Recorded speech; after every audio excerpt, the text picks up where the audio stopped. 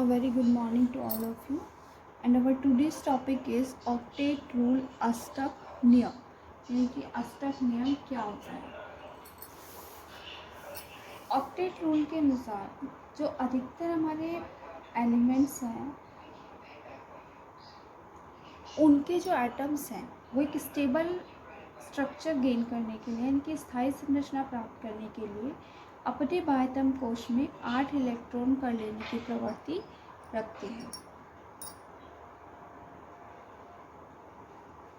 Clear? यानी कि हमारे जितने भी एलिमेंट्स के परमाणु हैं, फॉर एग्जांपल अगर हमने ले लिया Na, ठीक है, तो Na के आउटर मोस्ट शेल में हम क्या कह रहे हैं 2 8 एक इलेक्ट्रॉन है, तो इसकी टेंडेंसी क्या होगी कि ये भी अपनी बाह्यतम कक्ष में सिर्फ 8 इलेक्ट्रॉन रखें। तो अधिकांश तत्वों के परमाणु स्थायी संरचना को प्राप्त करने के लिए अपने बाह्यतम कोश में 8 इलेक्ट्रॉन रखने की प्रवृत्ति रखते हैं, जिसे हम अष्टक नियम कहते हैं। ठीक है, बहुत सारे एग्जांपल्स हम ले सकते हैं। जैसे हमने ऑक्सीजन ले लिया, ऑक्सीजन का एटॉमिक नंबर होता है 8, जब हम उसका इलेक्ट्रॉनिक कन्फिग्रेशन करते हैं 2 6, तो ये अपने आउटर मोस्ट शेल में 8 इलेक्ट्रॉन पूरे करने के लिए क्या करता है, कहीं से भी 2 इलेक्ट्रॉन ले लेता है, जिनके ये संपर्क में आता है, इनसे 2 इलेक्ट्रॉन अपना अष्टक पूरा करने के लिए ले लेते हैं। लेकिन ये जो अष्टक नियम है ये कोई यूनिवर्सल नियम नहीं है कि हमेशा ही ऐसा हो कि हर एक एलिमेंट अपने आउटर मोस्ट शेल में 8 ही इलेक्ट्रॉन करे तभी वो स्थायी अवस्था में रह सकता है। इसके कुछ अपवाद भी हैं। सबसे पहला अपवाद हम इसका पढ़ते हैं कि जो हमारा सेंट्रल एटम है,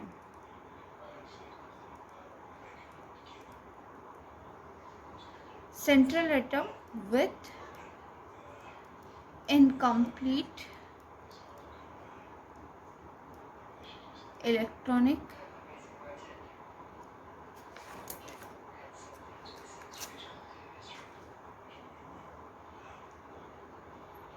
कॉन्फ़िगरेशन हम वर्ड यूज़ कर सकते हैं यहाँ पर, या हम बोल सकते हैं कि जो उसका सेंट्रल एटम है वो अपूर्ण होता है, इनकम्प्लीट होता है, उसके आउटर मोस्ट शेल में पूरे 8 इलेक्ट्रॉन प्रेजेंट नहीं होते, या with incomplete octet we can word use that. ठीक है, फॉर एग्जाम्पल जैसे हमने एग्जाम्पल लिया lithium chloride, clear, aluminium fluoride, barium chloride, ये सारे एग्जाम्पल्स ऐसे हैं जिनमें जो केंद्रीय परमाणु है हमारा उसका अष्टक पूर्ण नहीं है।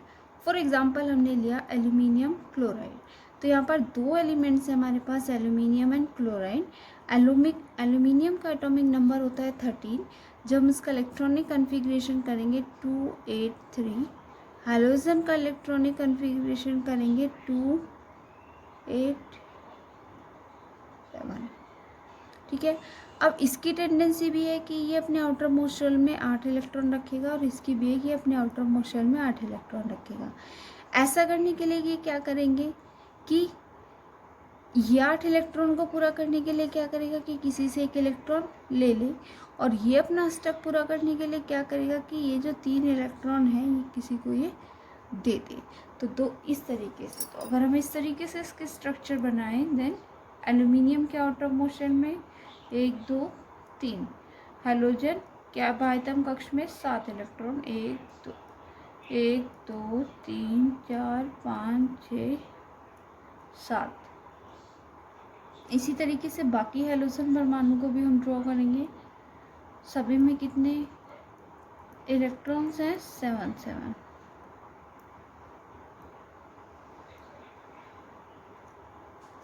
फिर अब अगर हम यहाँ पर शेयरिंग दिखाएं तो हाइड्रोजन 1 इलेक्ट्रॉन लेके कंप्लीट हो जाएगा, यहाँ पे ये क्लोरीन परमाणु भी 1 इसका इलेक्ट्रॉन लेकर कंप्लीट हो जाएगा, और ये भी। ठीक है, अब बात करते हैं एल्यूमिनियम। एल्यूमिनियम ने क्योंकि अपना 1 इलेक्ट्रॉन दिया है तो 1 इलेक्ट्रॉन की शेयरिंग ये वापस करेगा, यानी कि जो हमारी स्ट्रक्चर बनेगी वो कुछ इस तरीके से बनेगी कि एल्यूमिनियम ने सबके साथ 1 इलेक्ट्रॉन की शेयरिंग की है। लेकिन अब हम बात कर रहे हैं अष्टक, तो अष्टक में एल्यूमिनियम के पास हमारे पास 3 इलेक्ट्रॉन थे, 3 उसने कोऑर्डिनेट बॉन्ड बनाई, यानी कि 3 इलेक्ट्रॉन की उसने शेयरिंग करी, तो टोटल उसके पास हो गए 6 इलेक्ट्रॉन। 8 इलेक्ट्रॉन उसकी आउटर मोस्ट शेल में नहीं हुए, यानी कि एल्यूमिनियम क्लोराइड अष्टक के नियम का पालन नहीं कर रहा। इसी तरीके से अगर हम इसका दूसरा एग्जाम्पल देखें, लिथियम क्लोराइड, लिथियम का एटॉमिक नंबर 3, 2, 1, ठीक है। तो यानी कि इसके आउटर मोस्ट शेल में केवल 1 इलेक्ट्रॉन है। हैलोजन के आउटर मोस्ट शेल में भी सिर्फ 1 ही इलेक्ट्रॉन प्रेजेंट होता है।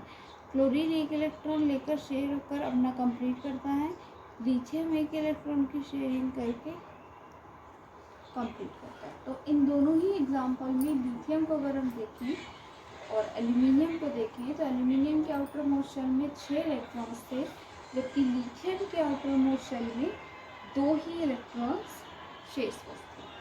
तो इस तरीके से सभी स्पीसीज अपवाद इस नियम का पालन नहीं करती।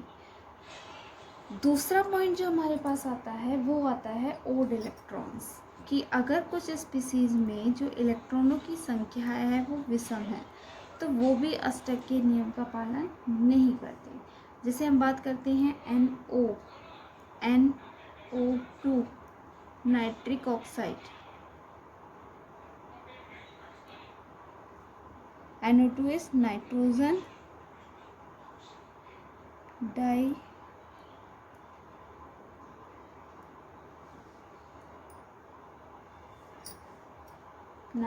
Die oxide. क्लियर? चलिए, तो अब इन दोनों में अगर हम इलेक्ट्रॉन्स को देखें, हमने क्या कहा, विषम इलेक्ट्रॉन है। तो जितनी भी स्पीसीज ऐसी हैं जिनमें इलेक्ट्रॉनों की कुल संख्या विषम होती है, तो वे भी अष्टक नियम का पालन नहीं करती।